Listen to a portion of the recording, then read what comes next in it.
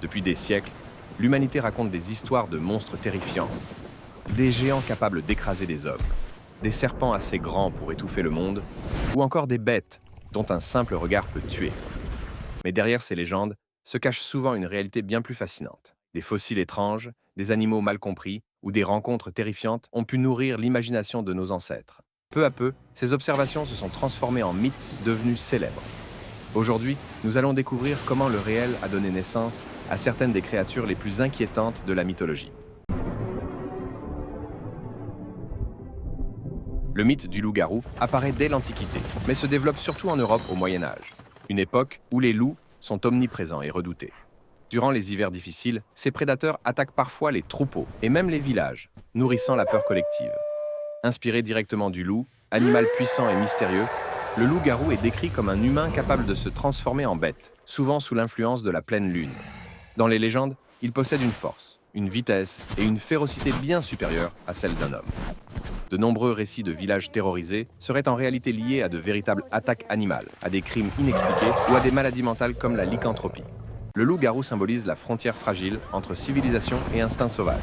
Aujourd'hui, il reste une figure majeure de la culture populaire, présente dans Underworld, Van Helsing, The Witcher et de nombreux films d'horreur modernes.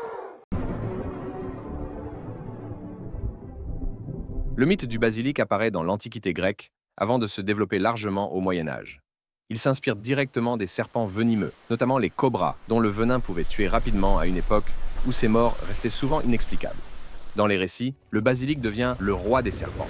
Il est considéré comme l'une des créatures les plus dangereuses. Son regard provoque la mort instantanée, son souffle est empoisonné, et même son passage serait capable de rendre la terre stérile.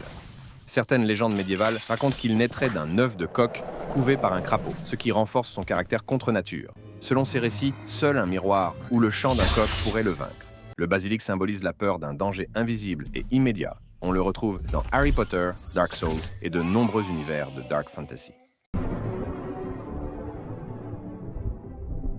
Jörmungandr apparaît dans la mythologie nordique durant l'ère viking, entre le 8e et le 11e siècle.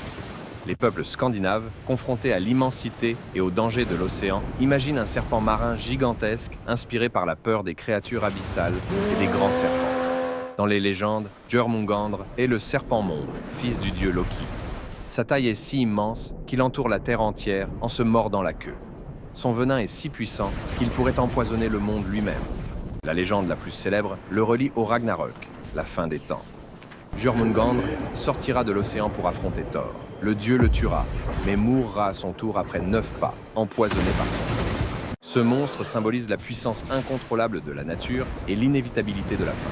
Il apparaît dans God of War, Marvel, Assassin's Creed et dans de nombreux univers de Dark Fantasy.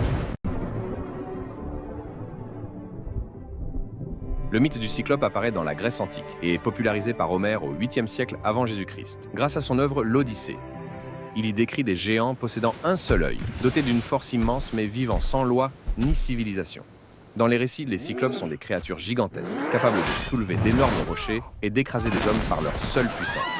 La légende la plus célèbre est celle de Polyphémus, qui capture le héros Odysseus avant d'être vaincu par sa ruse. Des siècles plus tard, les archéologues proposent une explication fascinante. Sur certaines îles grecques, on a découvert des crânes d'éléphants nains préhistoriques. Leur large cavité centrale, destinée à la trompe, a pu être interprétée comme un œil unique. Ainsi, un simple fossile aurait donné naissance à un géant mythique. Le cyclope symbolise la force brute, la barbarie et la peur de l'homme face à ce qu'il ne comprend pas. On le retrouve aujourd'hui dans Percy Jackson, God of War et de nombreux jeux de fantasy. Le mythe du kraken apparaît dans les récits scandinaves, entre le XIIe et le XIIIe siècle. À cette époque, l'océan est vaste, inexploré et terrifiant pour les marins, qui naviguent au milieu de rumeurs et de peurs. Il est décrit comme un monstre marin gigantesque, doté de tentacules capables d'écraser des navires et de créer des tourbillons mortels. Sa taille est si immense qu'il est parfois confondu avec une île. Aujourd'hui, les historiens pensent que ces récits proviennent de rencontres avec des calamars géants, capables de dépasser 10 mètres de long. Lorsqu'ils remontaient à la surface, leur taille semblait presque impossible à mesurer.